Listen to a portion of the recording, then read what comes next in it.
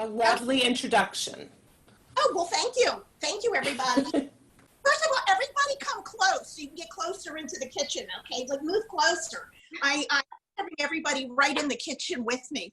So first of all, welcome to Baltimore. Welcome to Owings Mills.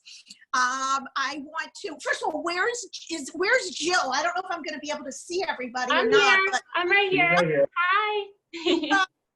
hi, Bride. There you are. Yay. I'm right too. I'm assuming you're like, otherwise that would be like really. So anyway, congratulations, you guys. This probably isn't what you anticipated, but you know, lemons, lemonade, what can I tell you?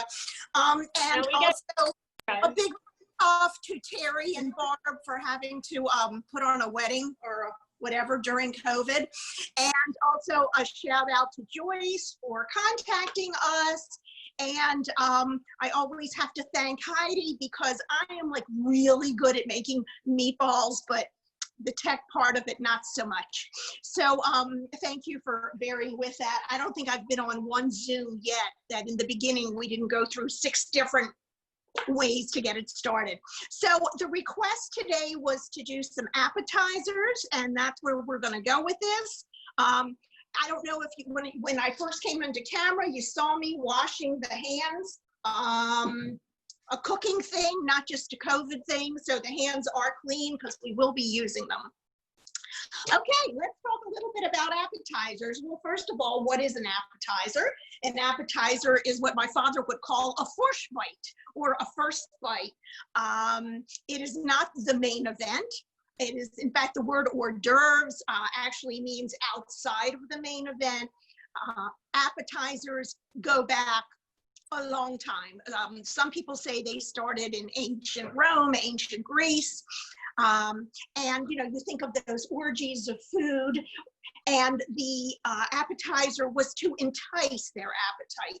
Now, I kind of think of an appetizer as something that holds my appetite at bay until I get to the main course.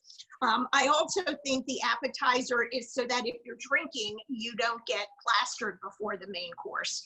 So we're gonna start with that. In the old days, they felt that appetizers always had to be salty because apparently that is what enticed the appetite. And when you think about it, a lot of appetizers really are.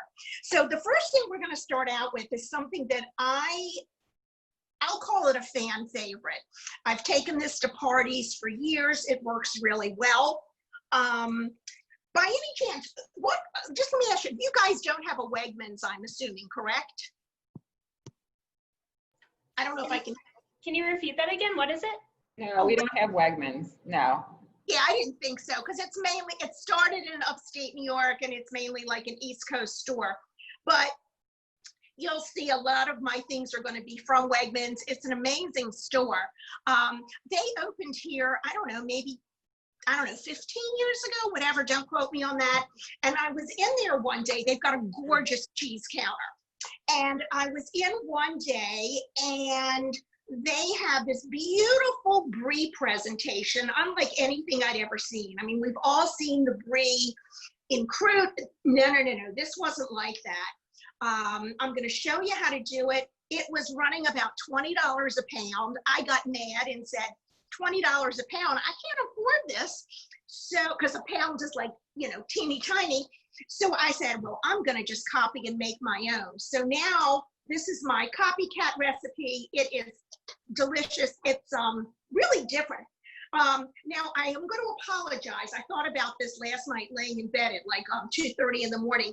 If anybody is pregnant in our group, you might want to pass on this appetizer. I know brie is maybe one of the no-nos for if you're pregnant.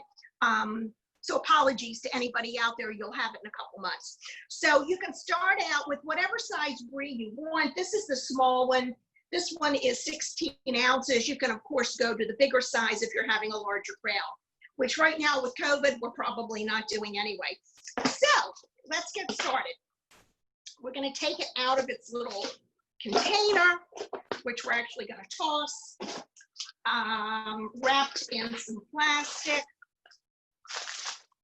We're going to get a serrated knife.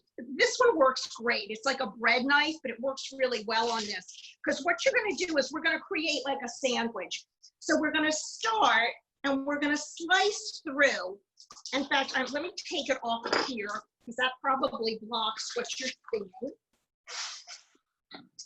And this is the same way if you're baking and you need to slice a cake layer. This is the same concept. You don't try to slice the whole thing at one time or you make a mess. So you start out small and just go all the way around the edges.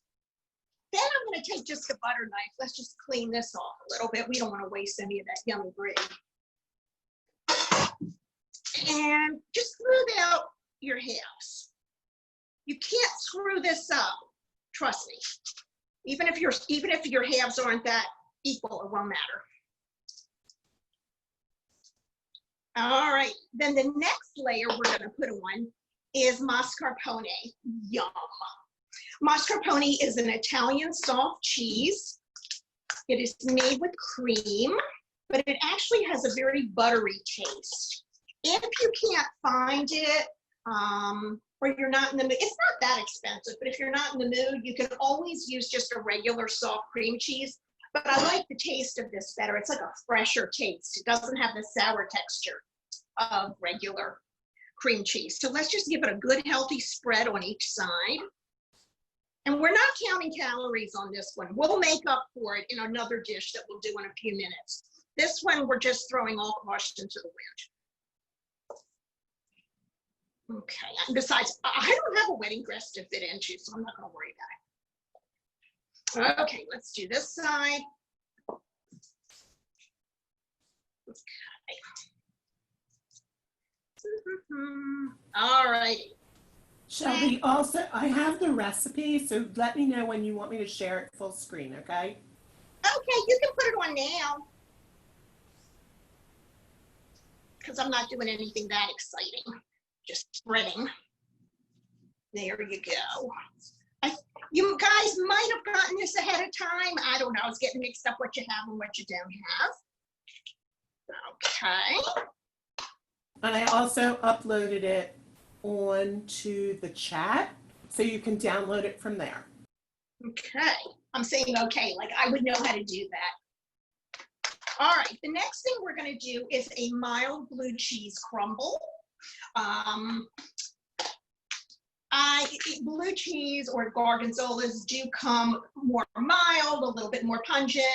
I would stick with the mild, even if you're not a major blue cheese lover. And in any group, there's going to be some people who don't love it. For some reason in this recipe, most people are thrilled with it because it just brings out like a salty, briny taste that's going to contrast a sweet taste we're going to have. So we're going to just sprinkle that on. Remember, your hands are clean. No reason you can't use them to help you.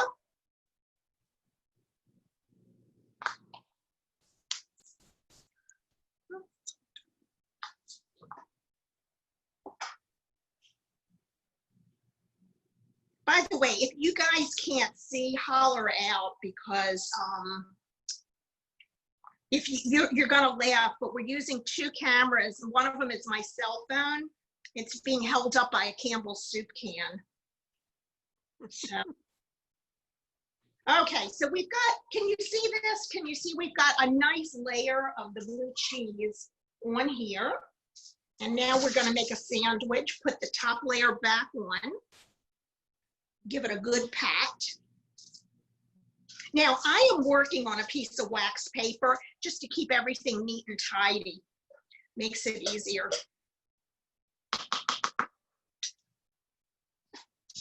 Now, let me give you another piece of advice. Anytime you're having company, you know, and hopefully, God willing, you know, we'll be able to have company eventually, start your dishwasher out empty. There's nothing worse, your dishwasher, your trash can, have a clean kitchen, whatever, but start things out on empty. It always makes your life much easier. Okay, so now, like I said, we've got our nice little sandwich. And here comes the yummy part. A topping. We've got dried apricots, and these I quartered because we want everything to be of similar size.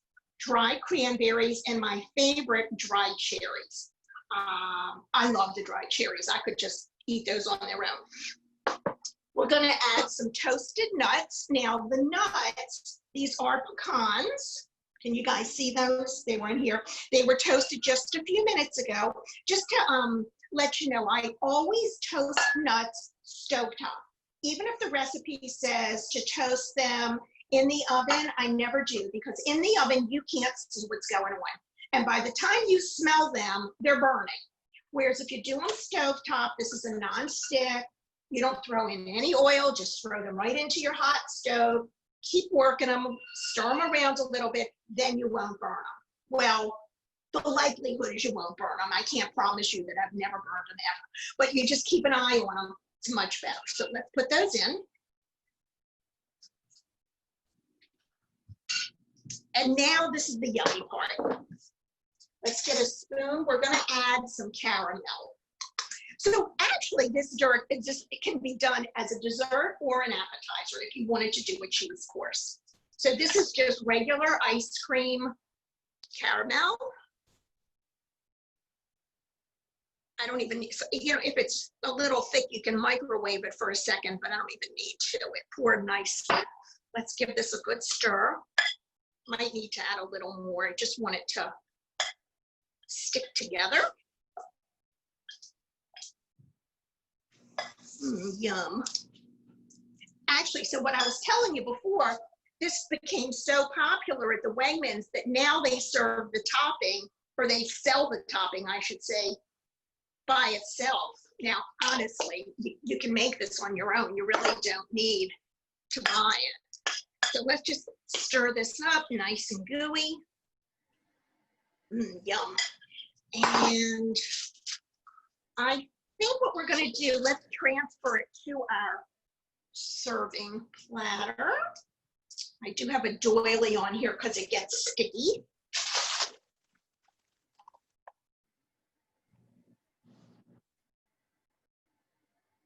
Okay. And let's just spoon this over. And it's okay if it drips. It's okay if it looks a little messy. It's just the look of it. I want you to know my husband, who is playing second videographer if we need him, is sitting here like drooling.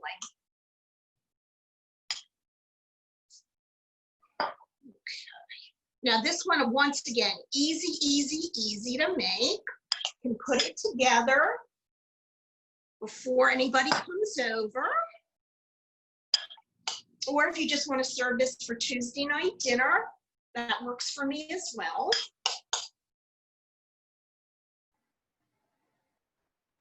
And as far as the proportions, I don't know, just make it up as you go along. Yum. I wish you guys were here with me in my kitchen, because then I could slice it and give you some. Okay. And if, see, right here, a little piece fell over, we'll fix that.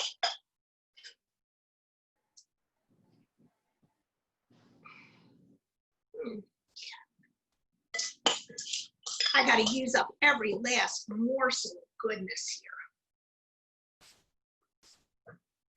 Let's just pick this up, put it on top. We're going to neaten it up. Did anything else fall? No, that's looking pretty good. Okay. Now, what to serve it with? I am very particular with what we serve this with. Bear with me a second. I'm just going to wipe my fingers off. I'm going to go to the sink. I think it's still in camera range, but if not, I got to wipe my sticky fingers.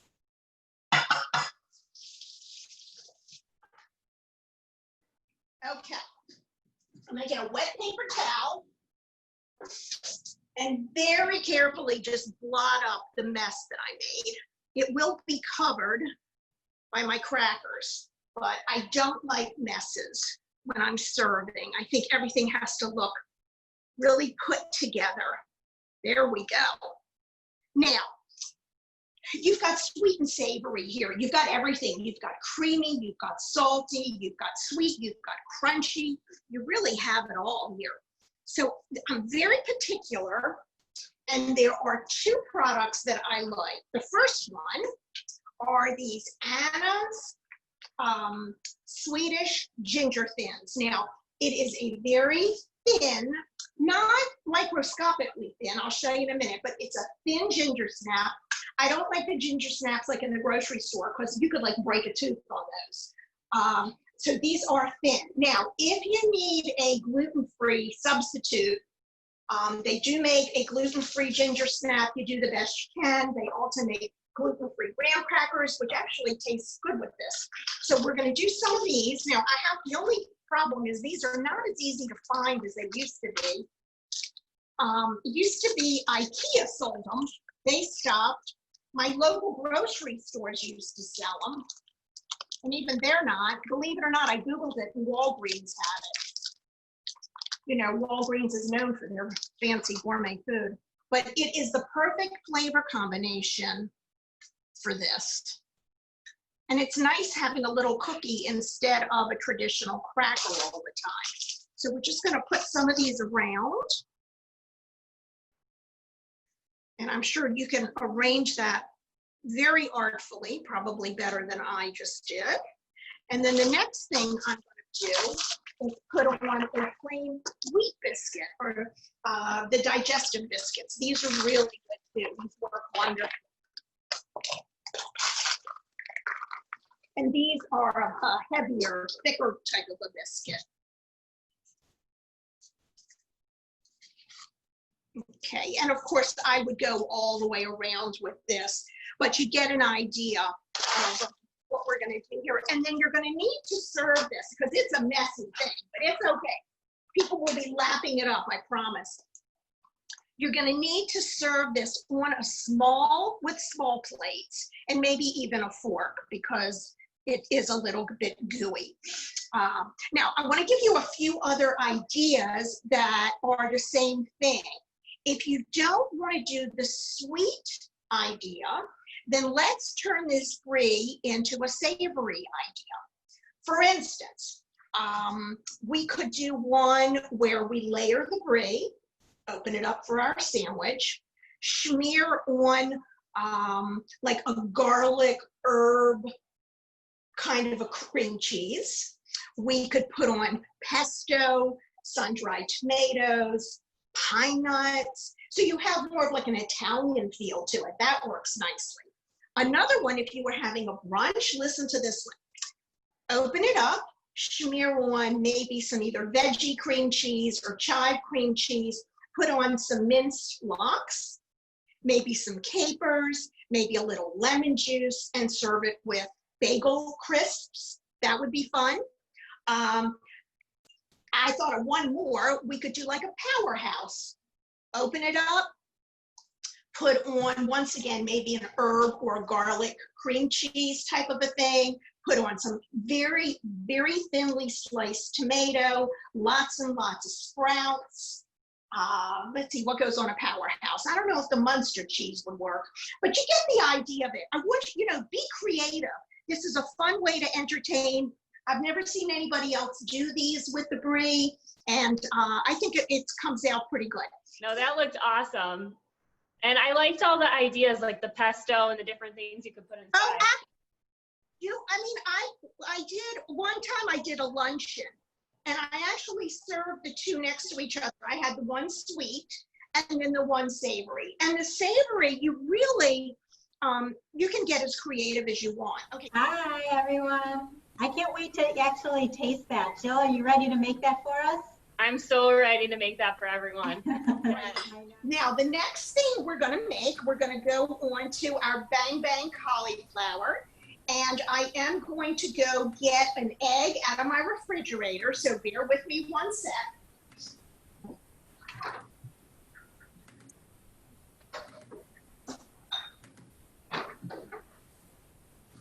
So here's the recipe for the Bang Bang cauliflower. I will also upload this into the conversation that you can download as well. Okay, so let's talk a little bit. First of all, is everybody familiar with Bang Bang? Or you've heard of Bang Bang shrimp? Yes, no? Raise a hand. Absolutely. Yes, yes. We Okay. love it. Okay, I think everybody knows Bang Bang. Well, if you get it, I guess it's what, a bonefish that maybe originated the Bang Bang shrimp, I think. I'm not even 100% sure. It's got to be like the most fattening thing in the world. So the one we're going to do, whereas the last one was quite decadent, I think you'll agree with that, this recipe is going to make up for it. This one is really, really low in cal, and we're going to make up for what we just ate from the other one, which is good. That's what I like. I like a balance, a little fattening, a little more virtuous. So we're going to start off, we are going to do a very light coating. I've got 2 bowls here. Hopefully you will see. Can you see them? Are they in your viewing space? Yes? Yes, yes, yes. Are we good? All right, so I've got 1 egg, which we're going to beat in a minute, and I'm going to put some of my panko crumbs in here. And these are the plain panko crumbs. I did not get this seasoned for this.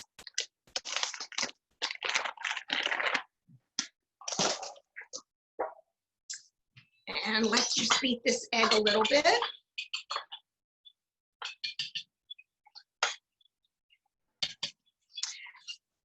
And might I add, I know this goes without saying, when you get your cauliflower, wash it really, really well. Cauliflower can hide critters and whatnot. When I was cleaning this one, of course, you know, on the bottom where they have the thick green leaf that comes out, there was, not to gross you out, but there was a dead fly in there. So I didn't think that would be a general, you know, really great part for this. So I just have some cauliflower florets, cleaned, ready to go. They're various sizes. Try to come up with a couple that are on the, at least the similar size. And what we're gonna do, the oven is preheated to about 4.25, depending on your oven.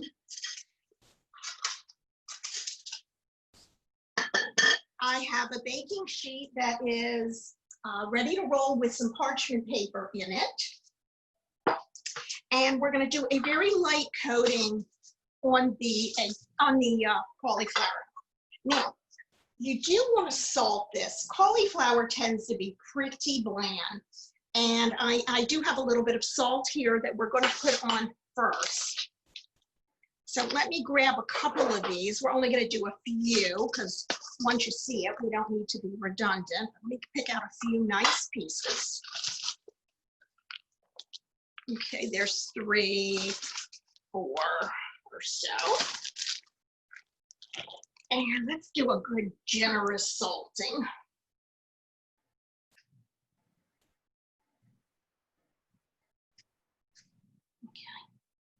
You won't be sorry if you salt it because it does taste a little bland. And you know what? I have some freshly ground pepper. We can go ahead and put that on too. Very easy. There we go. And then we're going to do the right hand, left hand technique. And this is the same technique if you're going to make like a breaded chicken or anything else. It's a good idea to do this. Because otherwise, if you use, like I'm right-handed, if I predominantly use my right hand, I end up with like gluey, icky fingers. So I'm gonna grab my cauliflower with my left hand. My left hand is gonna be my egg hand. I'm gonna give it a good roll in the egg. Drain, goes into my crumbs. I'm gonna move my left hand, and I'm gonna use my right hand for the crumbs. And I'm going to pat them in so that I get a nice coating.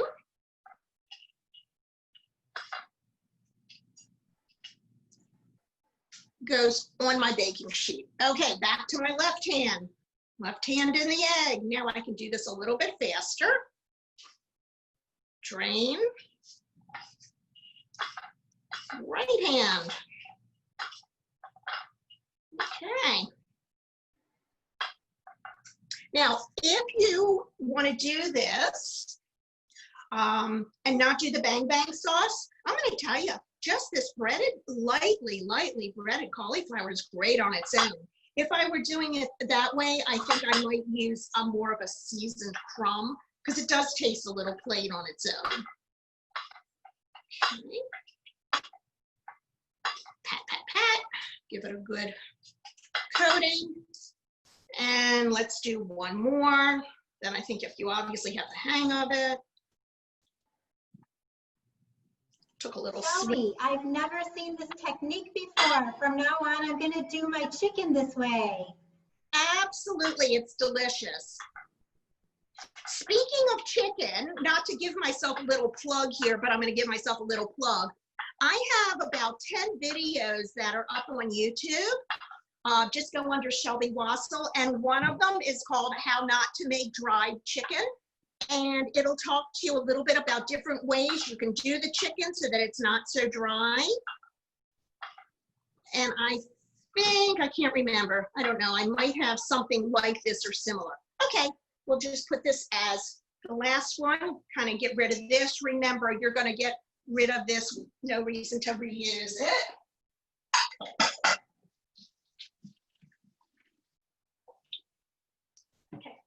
Then what you're going to do is you're going to place this in a your heated oven. It's going to cook 20-25 minutes. Just take a peek at it. You just want them nicely browned.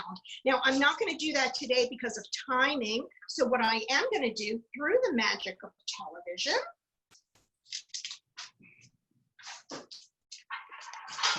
ta-da, we already have some that were done. In fact, they're still warm because I just took them out of the oven. They are lightly browned. And what we're going to do is put them on a pretty plate. This is the closest I could find to a wedding. It's like a bridesmaid's dress. So we're going to put it on a decorative plate.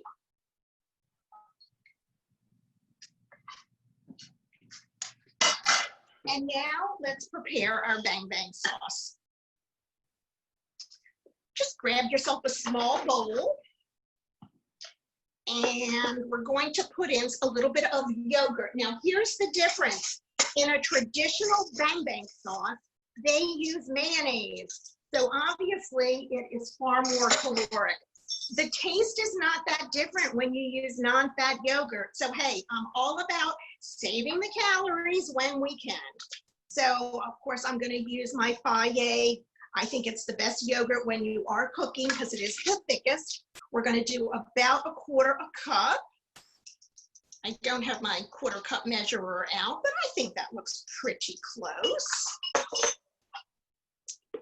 And we're going to mix in sweet chili sauce, sold in the Asian aisle.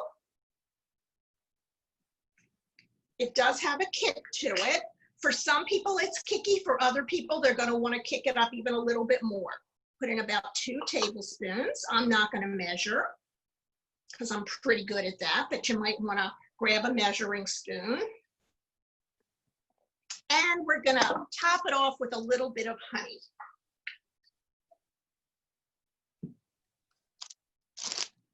About a tablespoon of honey. Let's give a mix. I'm just going to use my mixing spoon since it's already been dirty.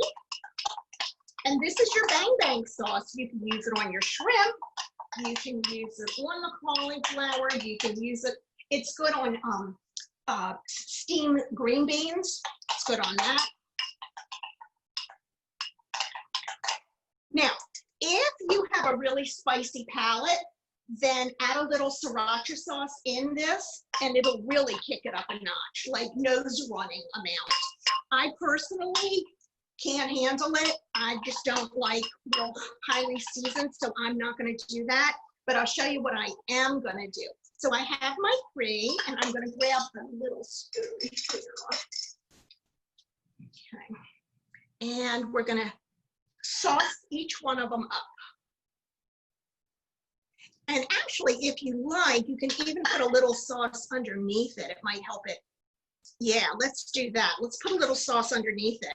So we won't have the same problem we had with the brie flying off the plate. So we'll just put this here, we'll kind of glue it down. Yeah, I like that idea. And it gives a little flavor on the bottom. And just sauce these up. And this is virtuous. I mean, there's like really, I mean, other than a little bit of sugar and the honey and in the sweet chili, there's minimal calories to this. If you like, I'm gonna now take a little bit of sriracha and just make a little red dot at the top. And we have to do this carefully. I probably have to, let's see if it's open. Would help to open it. Just a little bit for color. Whoops, see, that's the problem. Put on a little too much. Let me just grab a paper towel. I knew that would happen. That's okay. This is going to be a spicy one. Let's just mix it around. Tell you what, we'll just do it this way. We've got a little bit of heat. Mix it around since we didn't put any on the inside. You can put a little bit of parsley or something for color. There we go. There we go. There you go. Now, I don't usually order them when I go to Bonefish. I think theirs are probably pretty spicy. So you can put in the sauce accordingly to what you want. So that is your next thing, your cauliflower bang bang. Okay? That looks delicious. Okay, so that's our next thing we're going to do. And at this point, I want to show you a couple of other things. Just do a quick cleanup on my board.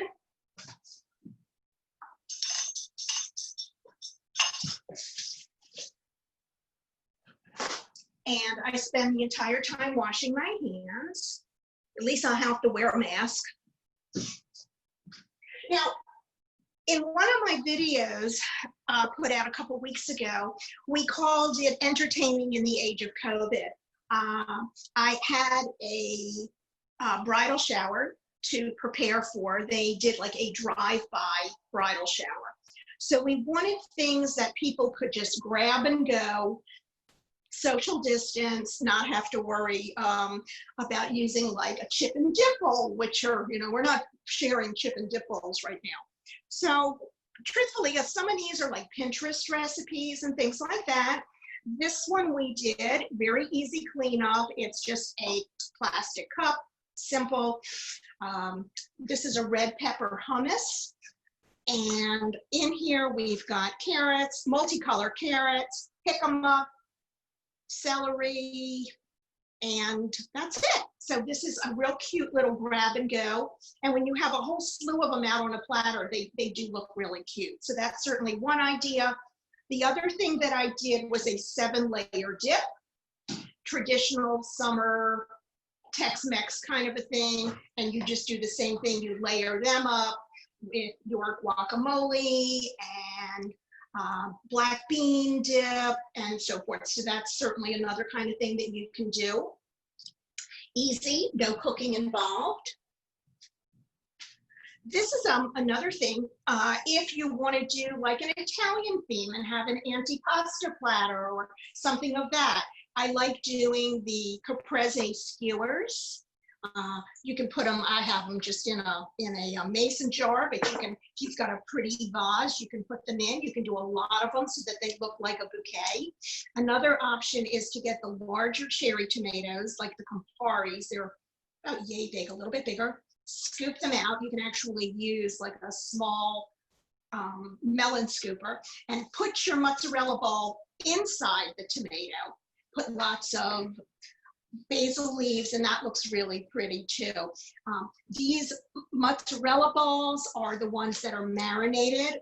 You can buy those at BJ's or Costco, or you can do your own. You can just buy plain mozzarella balls, put them in a little bit of olive oil with some dried herbs and red pepper flakes, and they're delicious. I do like when they're marinated, it just gives it a little bit more flavor. So that's another thing you can do for a party. Simple, simple, simple. Okay. And the next thing we're going to do is our mac and cheese. So let me just bring everything over, and hopefully we won't drop anything on this trip.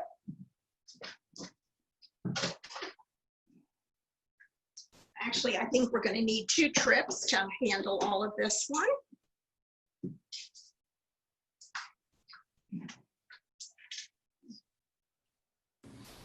So I have the recipe up right now. Shelby labeled this snowstorm mac and cheese, and I know you guys up in Chicago have seen a little bit of snowflakes. Maybe not this summer, but. All right, I'll give you a little history as to snowstorm mac and cheese, because it's certainly a crazy name. It was, let me think, forgot how many years ago, I guess almost 10 at this point, we had 2 whopper snowstorms. Each one was 26 inches, and they were within the same week. So we had about 52 inches of snow. Yes, Baltimore gets snow too. And it was the second snowstorm. We barely had time to recoup from the first one.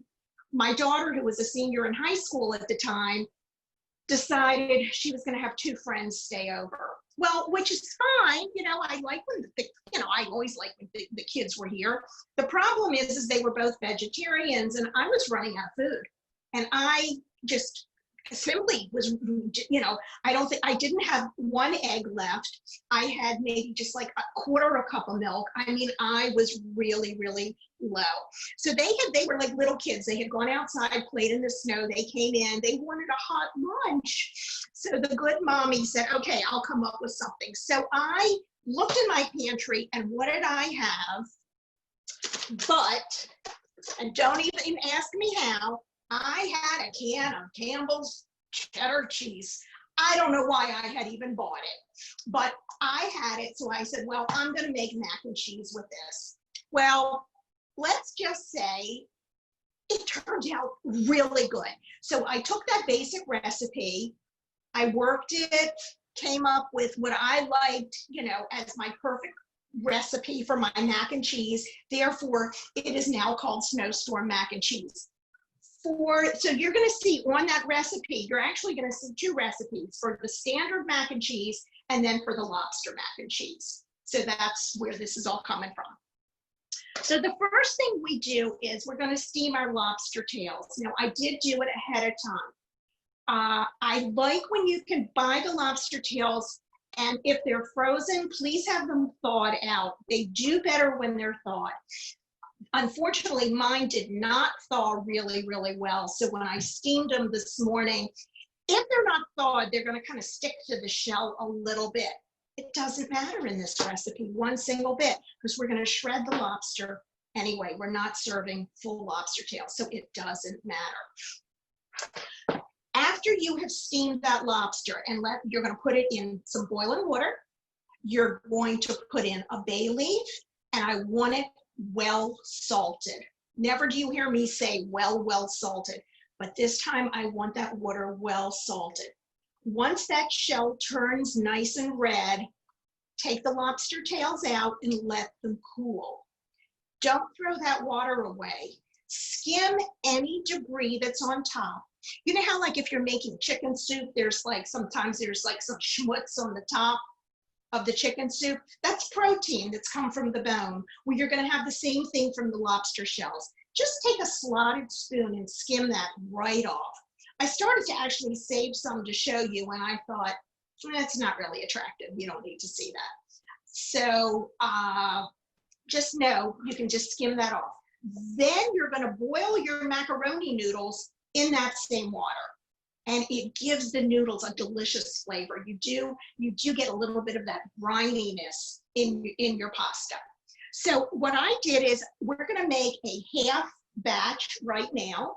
I do have some noodles. I use the shells this time, and it's actually still sitting in a little bit of the water from this morning, just so that the shells would not stick together. And I apologize, this is not a glass bowl. I know they work better, but I didn't have one quite the size. So I am going to drain this.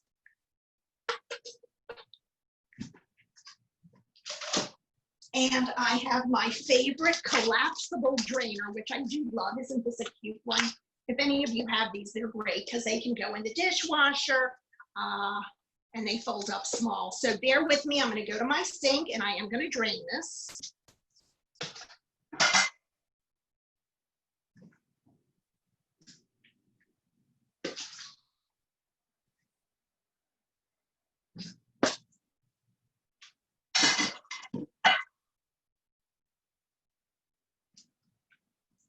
I'm going to give it a good drain because there is a fair amount of liquid that stays inside those shells.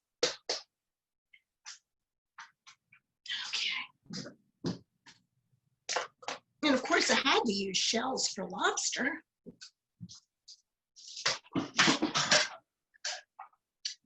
Now, normally this would still be hot. You have just made these shells. So you're going to add some butter.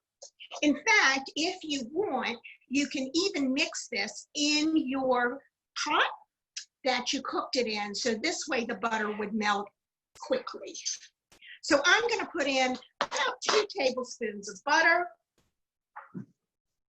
And remember, normally this would be hot. Your butter would melt easily. Okay. Next thing we're going to add, and I know this sounds crazy, is some mayonnaise. Mayonnaise is eggs and oil, so it works great in this. Good blob of mayonnaise. Next thing is a little bit of mustard. You can either use mustard powder or a tiny bit of mustard. Just wakes up that mayonnaise. My soup, which we talked about a minute ago.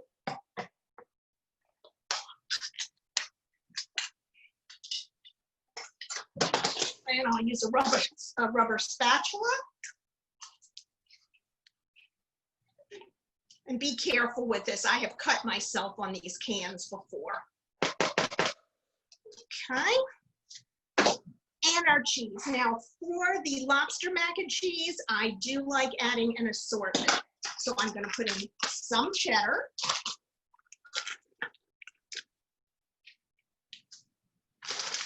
I'm going to put in some Gruyere to give it a bit of a tang. And I'm going to save some of this for the top. I'm going to put in some Fontino, which is a lovely Italian, very nice mild cheese. And last but not least, a little bit of Parmigiano Reggiano. And please buy the real stuff, not that Kraft shaker stuff. A little tiny bit of cayenne. It's not a spicy dish, but it will wake it up a little bit. It does not need a tremendous amount of salt because we already have the mayonnaise, which is salty. In fact, let me switch. I'm going to use a bigger spoon. Stir this, and then we're going to add some milk. If you want to use a milk alternative, just be mindful of the fact that some of them have a very sweet taste. And this is not chocolate brownies. You don't want a sweet taste. Like the lactate milk, some of the alternatives, the soy milk, they do have a sweet taste. And it does affect some of this. So let's add in a little bit of milk. Enough that it's going to make it creamy. And then, of course, we have to add in the favorite part, the best part, the lobster. Let's move this over for a sec. I have 2 of these lovely things here. I'm going to cut the top and the bottom, just make it easier. By the way, if you need kitchen scissors, these are amazing. They're called Joyce Chen scissors, and they're awesome. They'll last you forever. Okay, just lift it right out. Like I said, if it doesn't lift out perfectly, it doesn't matter. It's going to get chopped up anyway. Okay. Let's let's do the other one. Because see, here's my theory. If you're gonna call it lobster mac and cheese, don't just have a puny amount. That just teases everybody.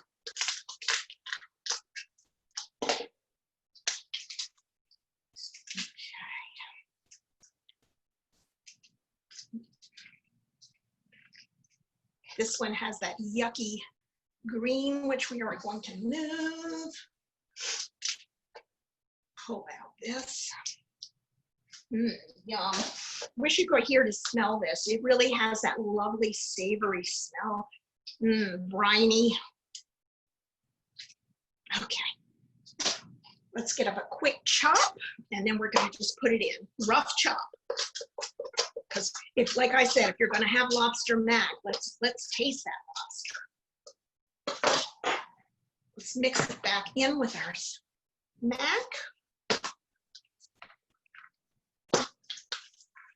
And then we're going to put this into a baking dish. This one I did lightly oil just to make it easier to clean. And remember, you don't have to worry about how beautiful the dish is, because we are going to plate these so that it is an appetizer size.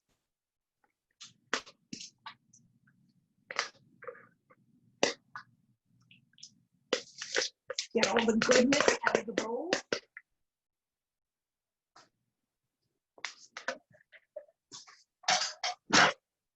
And I do like to put a little more cheese on top. Some people are crumb people. If you like a crumb on top, you can, but I'm a cheese girl. I like the cheese on top. And once again, you can do all of the cheeses. I'm not going to do the Parmesan because that doesn't look pretty when you melt it.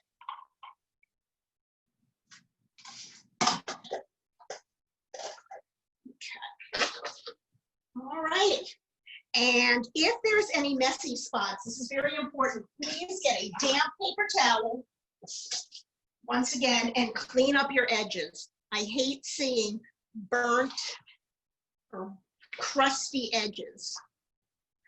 Then you're going to put this in your 350 oven and bake it about 45 minutes.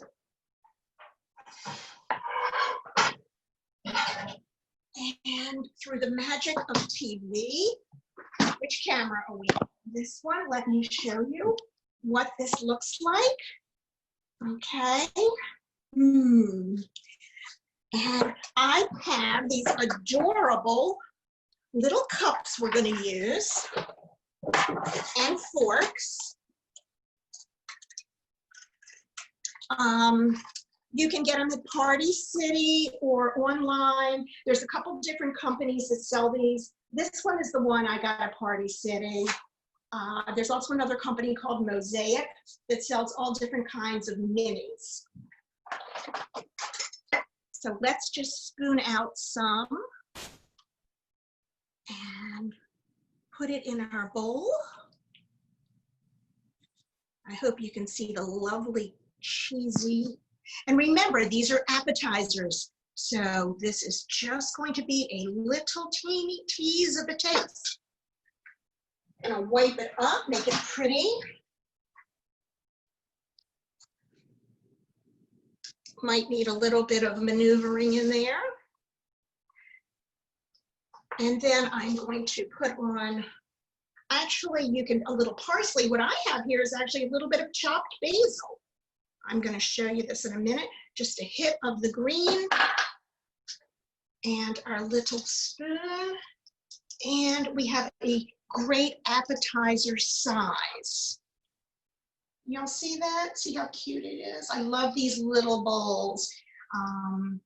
They're perfect appetizers. I will tell you a real cute story real quick. I served this one year. I had this ginormous Christmas party one year, and I had the lobster mac and cheese and similar, it was a different shape, but similar bowls. And my friend said, that's nice. It was frustrating. Where's the mac and cheese? We want more.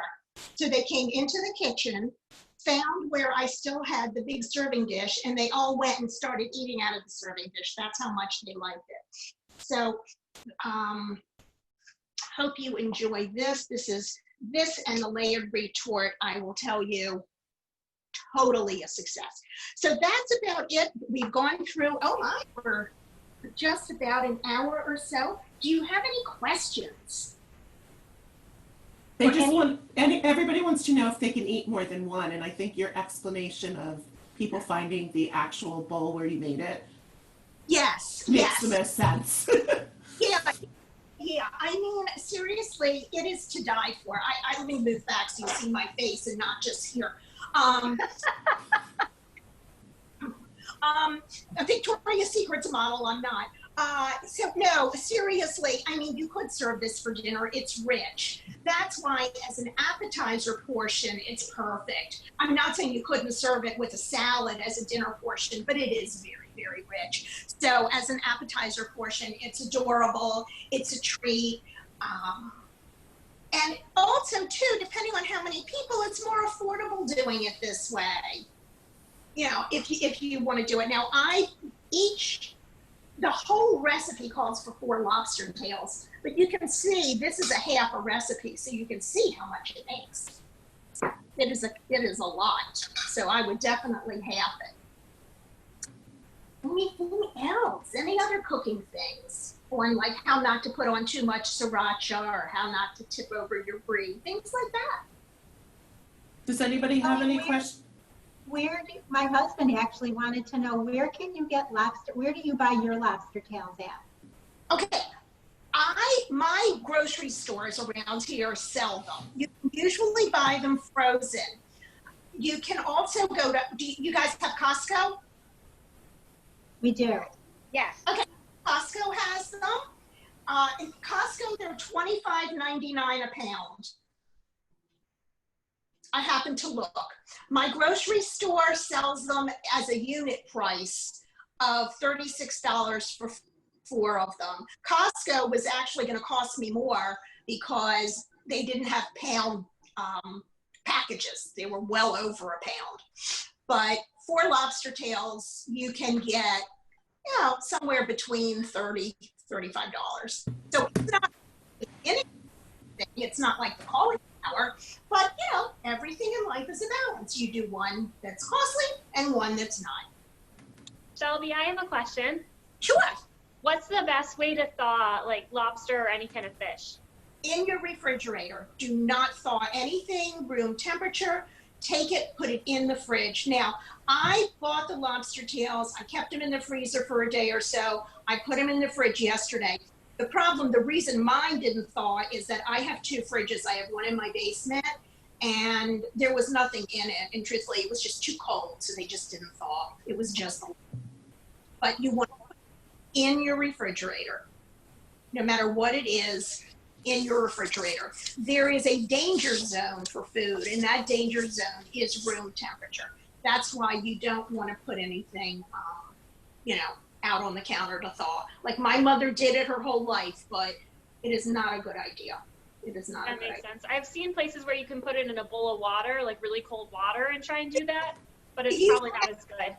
Well, you can put it in what they say tepid water and let things thaw that way. The problem with that, I'm not saying you can't do it. The problem with that, though, is that it's not always consistent. You don't always get the whole thing thawing at the same time. I actually have a video you can watch called there's 2 of them actually on fish, and we talk a little bit about how to handle the fish, and if you have a fear of fish, which a lot of home cooks do, that's a good video for you to watch because it will go over all of that. I hope you guys do look at the videos, and please feel free to subscribe. I think there's about 10 of them, and they do cover a lot of different territory in the videos. And they're no longer than about 15 minutes at most. So you can muster up about 15 minutes, hopefully. So anything else? Hey, I have a question. So I'm allergic to blue cheese. What would you suggest as a substitute? Okay. I've thought about that myself. part of me wants to say feta, but feta does have a different flavor profile. So I don't think I would do the feta. Let's think, what would I do? Maybe just eliminate it altogether or decide to do one of the more savory combinations that we talked about. Because I can't really think if the feta is really not the right solution for that. Would gorgonzola work, or is that, I don't know if you are allergic to both. Yeah, I'm thinking if you're allergic to one, because they're all in the blue Yeah. Category. Okay. Yeah. Anything else? And of course, for instance, if you've got somebody who's got a nut allergy, that's an easy one. Just don't put in the pecans. It does perfectly fine without the pecans. That's not a big deal. Anything else, guys? You've been wonderful. This is great. Yeah, thank you so much, Shelbie. When are you guys getting married, or do you not know? We do know. We have a few dates. We have August 8th is our backyard outdoor wedding. And then we have on hold November 26, 2021. So next year. Yes. Okay. That's a big announcement. Yes, yeah. We'll tell everyone for sure in the speeches what's happening and all of that. But we have the intimate backyard wedding going and then the grand celebration in our original plan. Oh, Yeah. oh, I'm sorry this had to happen. I have a nephew who's in that situation. It is what it is. It makes it unique and fun for us and special, and we're loving the shower. So thank you for doing this for us. And I only wish that you guys could be in my kitchen right now. We do too. Same We do here. too. Hey, down the road, if you ever want to invite us and we're visiting, let us know when we're traveling. Yeah. Come to Baltimore. And I would